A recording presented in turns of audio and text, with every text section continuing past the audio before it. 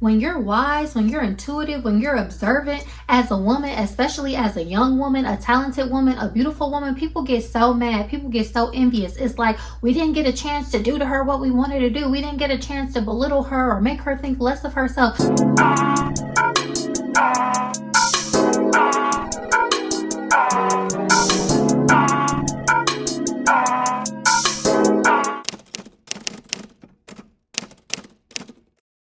Today, I want to talk about a topic that I've been thinking about quite literally almost for the past 20 years. And I know what you're thinking, like, aren't you like 20? Yes, I'm 29. I'm about to be 30. But the topic that I want to talk about today is that I am not going to wait until I'm 50 years old to be wise. So I was always the type of person who was like a little bit different in the way that I thought about situations, the way that I carried myself. I was told that like I was an old soul, and it's not because that I got like a fixation on, the old school styles and fashions, or I listened to old music. It was like the way my emotional intelligence was, the way I would interact with people. A lot of times I would kind of view adults as my peers if I felt like the level of emotional intelligence that they were offering me wasn't like meeting me at a level that I respected even as a child. And so I want to talk about having wisdom, growing up, being a wise young person. And then I also want to talk about the envy that comes with that. I want to talk about wisdom envy. We hear so much about people will envy you for how you look or your talents that you have or your accomplishments. And so I have all of those things, but then when people really try to go underneath the surface and try to figure you out, because that's a lot of times what envious and jealous people will do. They try to figure you out so they can just kind of undermine you and understand what it is. But then when they realize like, no, I'm really just like this, I really just think differently, and I really practice what it is that I say I'm about, I don't have to try to preach to anybody else. Sure, I might offer some level of insight or, advice. I really don't believe in giving and taking advice like that. But at the end of the day, best believe everything that I know, I'm going to apply it to myself, and you're going to see the results of that by way of being the best version of myself. So that's what I want to talk about today. This might not be a topic that everybody can relate to, but if you relate or if you're interested, you are welcome to stick around. Welcome back to all of my subbies, and if you're new here, welcome. My name is Kiya, and over here we talk a lot about fragrance, fashion, lifestyle, and womanhood, and being the best version of the woman that you can be, showing up as such. Over here we smell good and elevate, because it's all about the way that you present yourself, your mindset, how you think, and how you pretty much make yourself your number one hobby as a woman, so that it's to the betterment of you and your advancement. I usually give y'all a fragrance combination of the day, but I just woke up and I was like cleaning up and doing all that kind of stuff. I'm still in my robe. I haven't gotten dressed. Don't know if I'm leaving the house, but I just have this body butter that I get from a local maker here in Houston. Like, it doesn't even have a label. It's like a spicy almond vanilla type of thing. And then I just sprayed some of my Narcissus body spray from Buff City. The reason I say I've been thinking about this topic pretty much for the past 20 years is because my whole life I've always heard conversations of older women, and maybe it's because I was in older people's business, but it's always like, now that I'm 50, I'm not tolerating this, and I'm living for me, and I'm doing my thing. I spent my whole life doing everything for everybody else, and now it's time for me to be free. I'm gonna do what I want. I'm gonna say what I want. I'm gonna dress how I want. I'm gonna show up and all that kind of stuff. I hear a lot of the 50-year-old women these days echoing the same thing, but this is an old conversation. Like, genuinely, this thought process has been playing in the back of my head for pretty much my entire life. I always had the idea that like women spend their whole lives not being who they want to be, and then when they turn 50, they get to be who they want to be.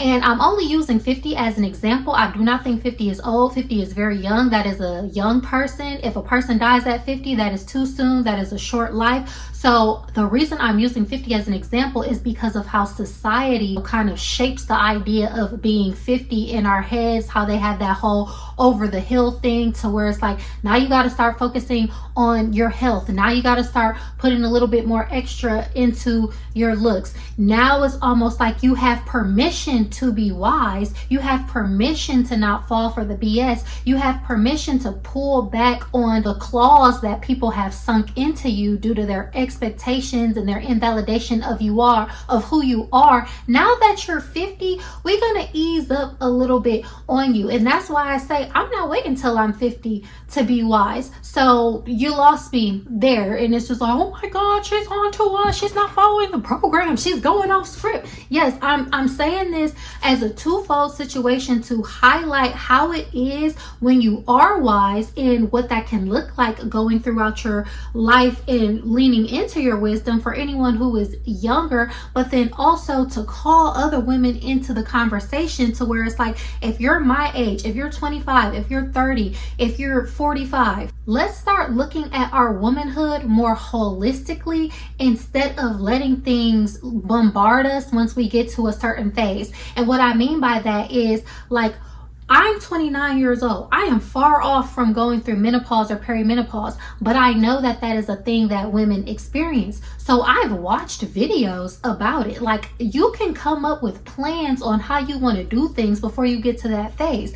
I've thought about the type of, if I get married, wife I want to be, or the type of mother that I want to be, or, you know, how I want these things to go. So it doesn't mean that I'm shaping my whole life around that, because I still got to be me and live my life. But of course, there's going to be certain things that I do or don't do. There's going to be certain ways that I present myself or don't present myself to give myself the best foundation, to give myself the opportunity to be considered for the best opportunities that are available. When you're wise, when you're intuitive, when you're observant as a woman, especially as a young woman, a talented woman, a beautiful woman, people get so mad. People get so envious. It's like, we didn't get a chance to do to her what we wanted to do. We didn't get a chance to belittle her or make her think less of herself. Because when you're wise and you've seen things before, so then when you encounter a situation, you can kind of already see how it's going to go, and then you're able to detach yourself from the situation, remove yourself from the situation. You know, in the Bible, this isn't preachy. This is not about, you know, religion.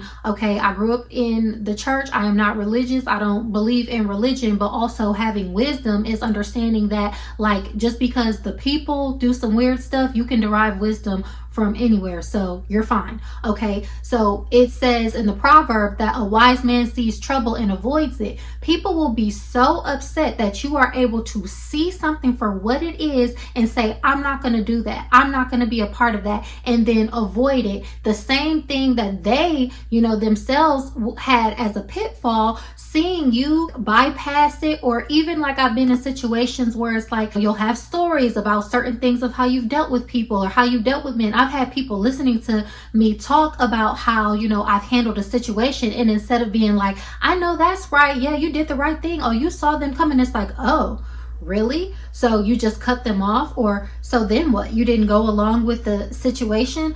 Oh, okay, because they're upset that they didn't have the wisdom to do the thing that you did, to take the higher road or the best path for themselves, like how you did to take the best path for yourself. So never think that anybody is going to be just so proud of you and so happy for you because you're wise or you're intuitive or you're insightful, and then not only that, you act accordingly. Because a lot of us are intuitive, a lot of us do have the wisdom, but we don't lean into it. And then we wait until, like, these societal markers to where we can exercise our wisdom or we can exercise our self-autonomy. That's why I brought up the whole 50 thing, because it's like, okay, now we're screaming from the rooftops that, like, we're not taking this and we're not taking that after decades of taking everything, of being dogpiled on. And it's like, okay, we've, you know, turned her edges every which way but loose, and we'll let her keep the little last tuft of hair that she has on the side. It's like one of those types of things, to where it's like,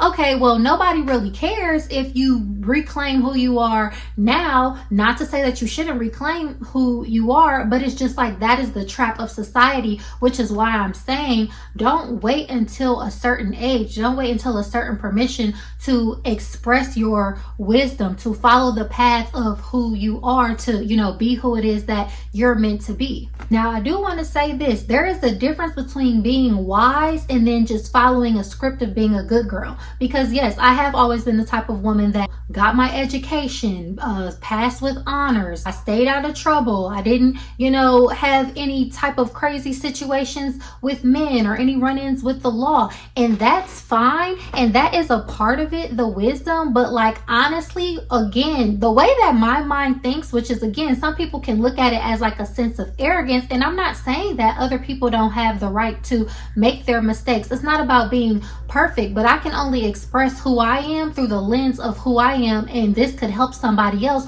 who's like that, who feels bullied out of knowing what they know, because people want to act like you think you're all that, or people want to act like you think that you're a know-it-all just because you know a lot and the things, work for you. But there's a difference between being wise and just following a good girl programming. That's why I said, don't ever think somebody is going to be proud of you for that unless it's some way, in some form, benefits them. Because here's the difference. When I was in college, I didn't party. I would see the kids, they would be doing all these parties and stuff like that. I really didn't care. It wasn't me. I wasn't into it. I was focused on my studies. I was working, that kind of thing. I remember I was talking to this boy on the basketball team, and so then I will always hear about these parties at the basketball house. So then we started talking. He invited me. He was like, oh, we're having a party on Friday, you should come. I went with my friend. I went in there. I said, this what y'all be doing over here? I said, I will never be coming back here again, because I don't care who you are or what you're doing. Similarly, I moved down to Atlanta. Now, when I went to Atlanta, I was freshly, I think, 21 years old. But then having wisdom is, yes, I'm gonna go outside in the, black people party capital of the world with the ballers and the celebrities and the shot callers, and let the rich ends pour a little Casa Julio, whatever y'all be drinking, down my throat, because that's fun for the time being, and I'm young. But I will always, not in a judgmental way, because I'm not trying to make it seem like I'm judging other women, but y'all know I'm really big on womanhood, and I'm really big on go into your next season gracefully. Don't be trying to go pulling out of your 30s like kicking and screaming and throwing funerals for your 20s.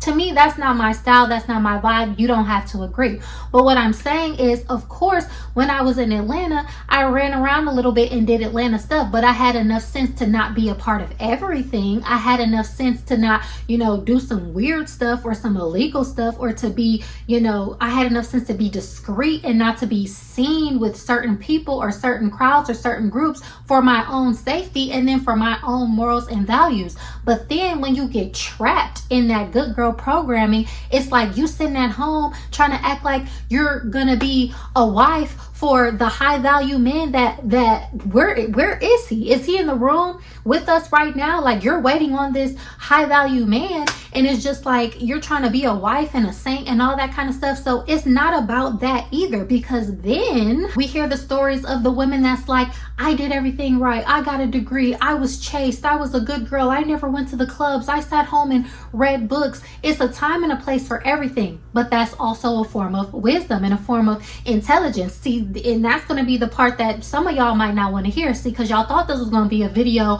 of being like, oh, be a goody two shoes, be on the straight and narrow, live your life, experience it. I'm not here to police women or tell them this or that or the third, or try to invalidate you. All I'm trying to say is, if you are a younger woman, be wise, avoid the pitfalls, don't fall for the okie doke, be able to remove yourself from a situation. Don't go back and forth with people. Don't let people diminish your light. Don't let people talk you out of what it is that you know to be true about yourself and your path. But at the same time, yes, you have to live your life. You have to do some things that's fun, maybe some things that's a little bit risky, or whatever you want to call it. As long as you don't do nothing that will permanently, damage your position or your opportunities or whatever the case is in life, you still have to use your brain and think it through. But I'm not the one that promotes women to sit down on the sidelines and not live life and wait for a man to come or society to pat them on the back, because you will also cause yourself to have stress. You will also cause yourself to have anxiety. You will also cause yourself to have depression by living your life under the thumb of society, thinking that you're going to be rewarded, because a lot of women have lived their life and realized, where was the reward? There was no reward. So that's why I say the wisdom is twofold. But then similarly, once I'm done with something, I'm done. I'll just quit cold turkey. That's how you lose friends too. Hey, you want to go sit on the couch this weekend with the with the YNs, no, I don't go out no more. What do you mean you don't go out anymore? I don't go out anymore. I'm over it. I'm done.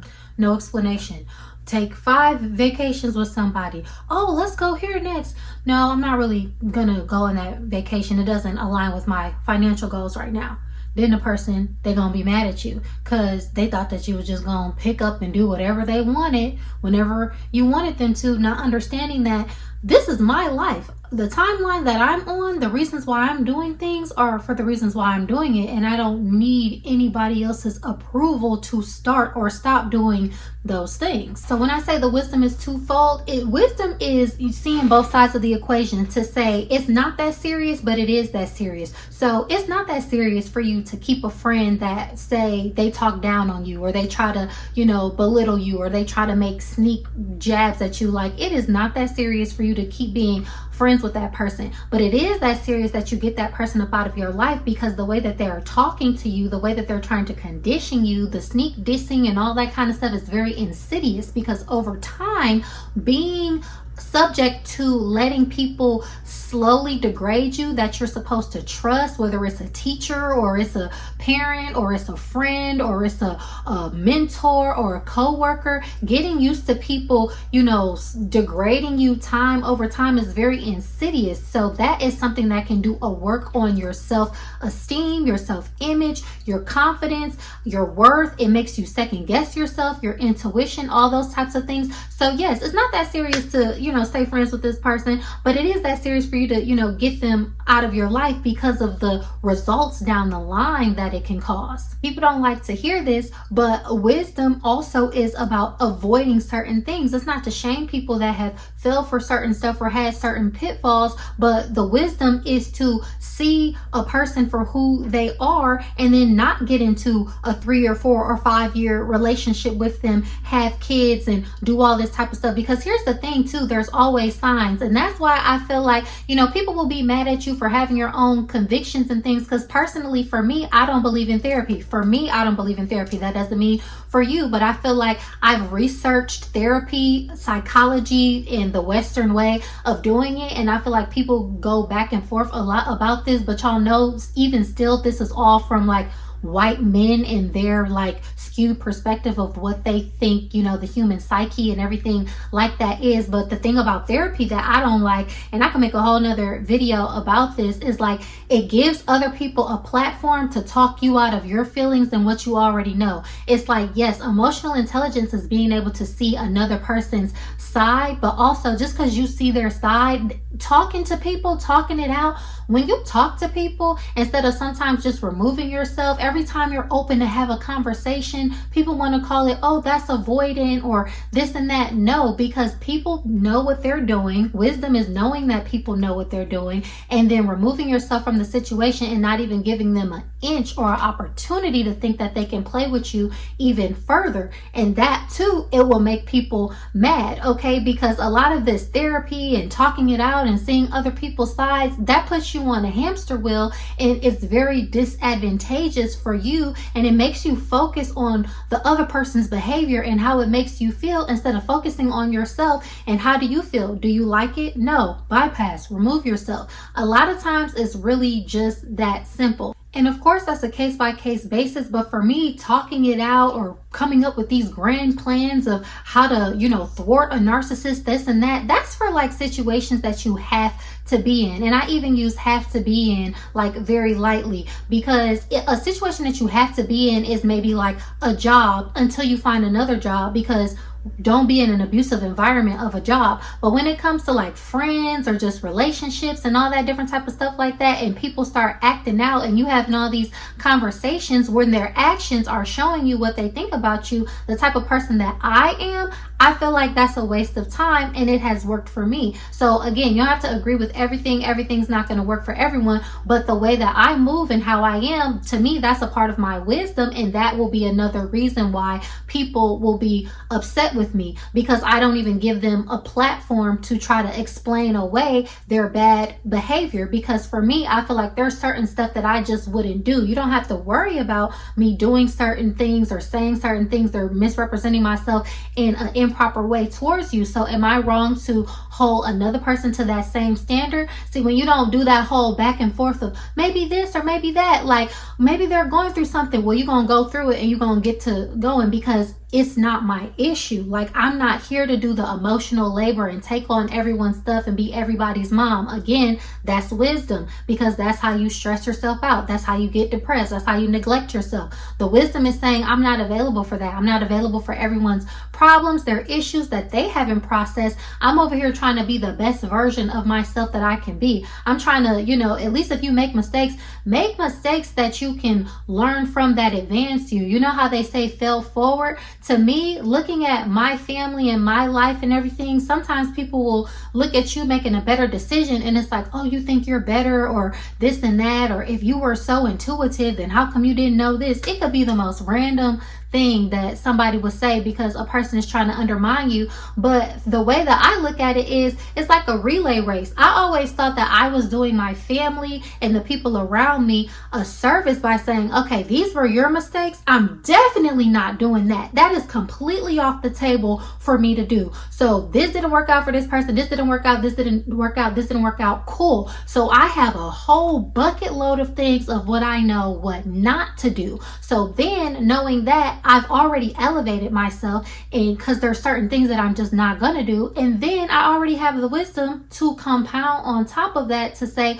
okay, I'm gonna just get myself even further. People will be mad about that. We over here trying to break generational curses and stuff like that, and you was the one sent here with the mindset to do it, and the people is gonna be mad at you. So I say all that to say, if you have experienced wisdom envy, if you are the wise person that everyone kind of hates on, or judges you for not falling for the okie doke, just stand strong, stand firm. But I'm not here to tell you that the road is going to be paved in roses. You have to pave it for yourself. Reward yourself for being yourself, and you better start rewarding yourself now and rewarding yourself today. You better make peace with the fact that you are the strong person that you are, because ain't nobody else gonna reward you. People are gonna try to bring you down. If people see that you don't have no problems, they're gonna try to introduce problems to you, because that's how people are. And so you have to be mentally agile to kind of see them from a mile away and be like, okay, I already know like what this person is trying to do. They have put me on a pedestal. The pedestalization to detestation pipeline is very strong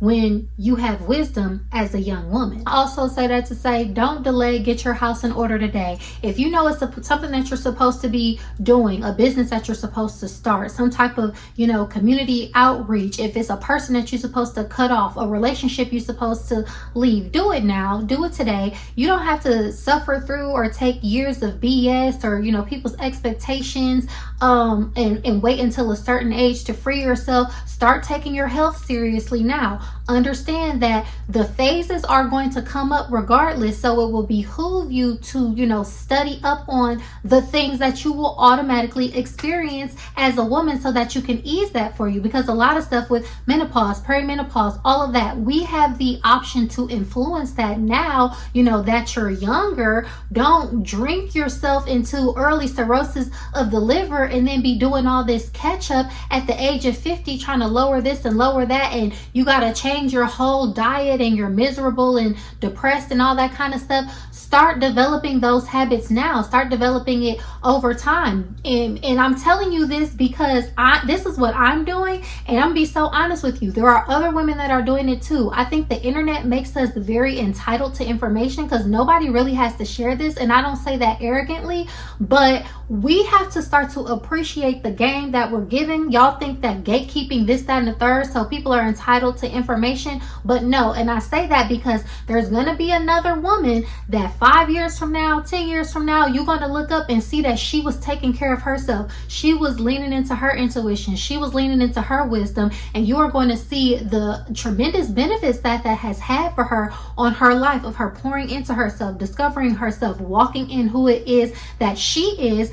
And then that starts the whole cycle of envy and jealousy again, because you're off your square, not doing what you're supposed to do, while you're steady on social media, worried about what your friends are doing, worried about who you're trying to keep up with. Focus on you, do what you're supposed to do, stay on your square, because when the next person is, and then you see that and it seems like they pop out of nowhere, it's never out of nowhere. And that's the thing about envious and jealous people. In your mind, it's always out of nowhere, but it's literally because this person has been putting time, effort, and energy into themselves. So do the same for yourself. I invite you to do so. Y'all know I'm very serious about like womanhood and these womanhood conversations. So let me know, did you enjoy this topic? Did it help you? Was it, relatable to you? Have you ever experienced wisdom envy? Are you an old soul? Did this make you feel like, hey, I need to get on my Zoom and start showing up for myself, and I don't have to wait until a certain age or a societal marker to start being who I want to be? I really want to know